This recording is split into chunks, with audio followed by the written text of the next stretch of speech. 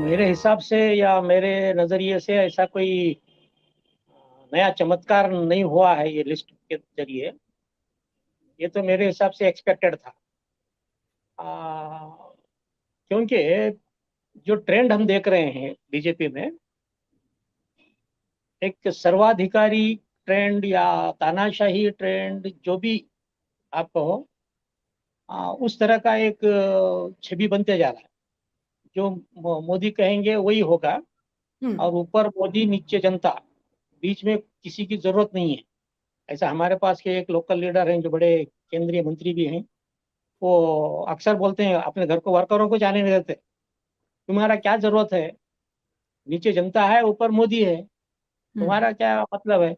इस तरह एक एक अरागेंसी का एक छवि बाहर आ रही है। उसी हम्म। का नतीजा है एक नंबर। दूसरी बात, ये एक्सपेरिमेंट भी कई बार ऐसे हालत में ही किए जाते हैं।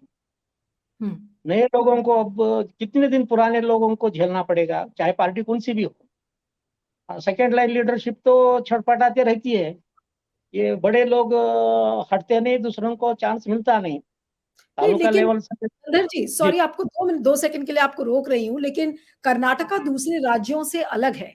क्योंकि साउथ में, अगर दक्षिण की हम बात करें, तो कर्नाटका केवल और केवल साउथ में एक इकलौता राज्य है जहां पर बीजेपी है।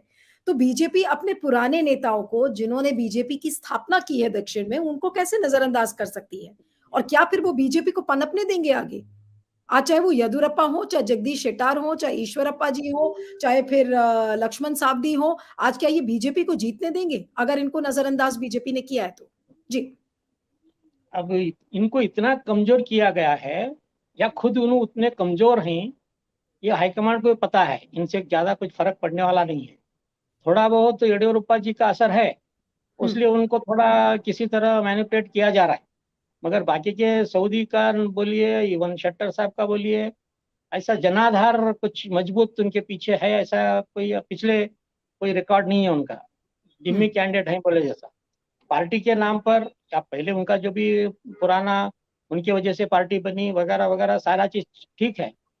मगर नए लोगों को लाने का एक जो एक एक्सपेरिमेंट है, वो शायद ऐसे हालात में ही होता है।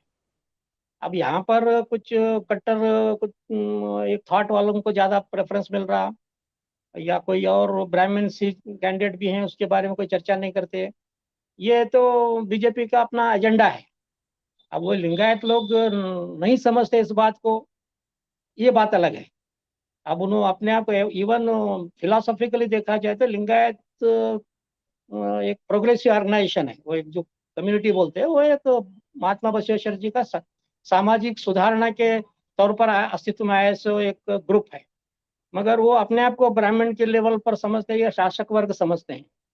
तो इसलिए उनका अलाइनमेंट अक्सर रूलिंग क्लास के साथ होता है। तब वो कॉन्ट्रडिक्शन में हमेशा रहे हैं लिंगायत। अब हालत यह है, किसी बड़े लीडर के कंट्रोल में पूरी जनता है ऐसा बोलना मुश्किल है। जो यंग एक जनरेशन आया है, 25-30 साल के बच्चे जो हैं वोटर्स, उन्होंने इतना, उनको दूसरा कोई कॉन्सेप्ट मालूम ही नहीं है। और सिर्फ सिर्फ मोदी और बीजेपी, भगवा झंडा, ये सारे चीज उनके दिमाग में बैठे से, कोई दूसरा आइडियोलॉजी नहीं है। वो जब से होश संभाले वैसा। तो अब इसका क्या, अब शायद उसी को अपना एक कैपिटल समझकर ये कुछ रिफॉर्म करना, या अपना एजेंडा डायरेक्टली लाना, तो ये कुछ चल रहा है ऐसा मेरा मुझे लगता है। गैम्बल भी है अभी। विजय सर ने कहा डेफिनेटली गैम्बल है। और इंदिरा गांधी के जमाने में भी ऐसा हुआ था। इवन देवराज अरस जी के टाइम पर बहुत से पूरा पूरे नए नए छोकरों को पॉलिटिक्स में लाए थे, बंगारप्पा हो, गुंडूरा हो, ऐसे नए नए। कुछ लोगों को तो पता ही नहीं था कि ये आदमी मिनिस्टर बनने वाला है। चुप बैठा था। वो एक हमारे चिंचोड़ी का एक एमएलए बना था। अरे चल तू भी मिनिस्टर बन गया, चल बोल के उसको कुर्सी पर से उठा के मिनिस्टर बनाया उसको। देवेंद्रप्पा घाड़प्पा नाम के ये व्यक्ति थे। तो इस तरह का जो तानाशाही के एक सिचुएशन में ही पॉसिबल है। अगर लोकशाही अगर है पार्टी में, तो ये नहीं होता। हम्म। अब वो किस दिशा में जाएगा, उसका खामियाजा बीजेपी को भुगतना पड़ेगा या नहीं होगा, ये अब आने वाला टाइम ही बताएगा। मगर ये एक जी। एक्सपेरिमेंट है, और हम्म। वो कॉन्फिडेंट है बीजेपी के जो मुखिया हैं, मोदी हैं, अमित शाह हैं, उनको अपने फार्मूले पर भरोसा है। किसी तरह एक महीने के क्या एक सपेरे का खेल होता है ना, और सपेरे का खेल के जैसा भी विजय सर बोल रहे थे कि 20 से 25 रैली होंगे, बड़े बड़े रैली होंगे, तमाशा होगा, पैसा बटेगा, बहुत कुछ होगा, भ्रम फैलाया जाएगा। उस भ्रम के हवा में किसको 2-4% ज्यादा वोट आएगी उसकी सरकार बन जाएगी। तो ये सिचुएशन है फिलहाल। नहीं, तो आपको लगता है कि जो नया फॉर्मूला गंधर्व जी जो बीजेपी ने अपनाया है उससे बीजेपी को एडवांटेज है, या आप भी यही कह रहे हैं? गैम्बल का शब्द विजय ने यूज किया, आपने यूज किया, एक तरीके से हनीफ ने भी इस चीज को बोला, तो क्या ये बीजेपी के फेवर में जाएगा? ये क्या 100% कॉन्फिडेंस से आप ये कह सकते हैं? क्योंकि आपने कहा ना कि कारपेट बॉम्बिंग रैलीज होंगी, पैसा बटेगा, भ्रम फैलाया जाएगा, पूरे कैंपेन को इमोटिव कर दिया जाएगा, तो जाहिर सी बात है कि वो बीजेपी के फेवर में आ जाएगा। तो हम क्या मान के चले कि जो ये नया फॉर्मूला है, जिस तरीके के टिकट बंटवारे हुए हैं, वो बीजेपी के फेवर में जाएंगे? गंधर्व जी। बिल्कुल फेवर में जाएंगे, क्योंकि जो जो एंटी इनकम्बेंसी है या भ्रष्टाचार के इश्यूज हैं वो ऐसे चर्चा में न आए, इसीलिए तो ये एक फार्मूला है। नए लोगों को लाने के बाद तो पुराने लोगों के बातों की चर्चा ही नहीं होती। तो इस तरह ये प्लस में जाएगा उनके लिए। और वैसे भी कोई ओपन बड़ा चैलेंज बोलने का, कांग्रेस तो फिलहाल अपने आप को पोज कर रही है अच्छा परफॉर्म करेंगे वगैरह बोलकर, मगर एक जेडीएस बीच में रहने की वजह से वो खुद भी पजल में है, अभी भी वेटिंग में है। उधर से कोई बड़े लोग आएंगे, कुछ सीट उनके लिए रखे, इधर के उधर के चल रहा है वो किस्सा।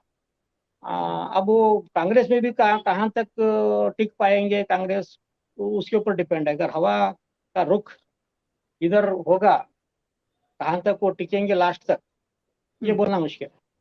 जी। डॉक्टर रामाचारी, मैं दो बातें बड़ी इंटरेस्टेड हूँ आपसे पूछने के लिए after listening to BM Hanif साहब।